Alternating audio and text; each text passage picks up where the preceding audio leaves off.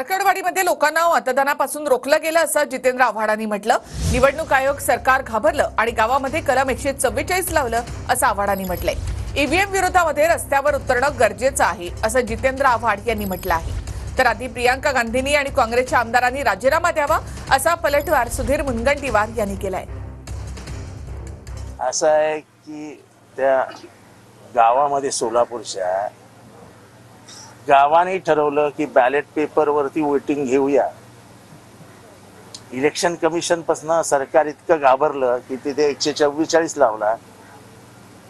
त्यांना सगळ्यांना मतदानापासून रोखलं, जो त्यांचा लोकशाहीतला अधिकार आहे। मग का तुम्ही घाबरलात?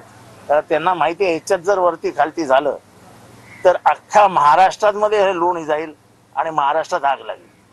त्याच्या बहिणीगा वायनाडमध्ये निवडून आल्यानंतर पहिल्यांदा राजीनामा द्यायला गावला पाहिजे, कारण तिथेही बॅलेट पेपरवर निवडणूक झाली नाही, ईव्हीएम वरच झाली।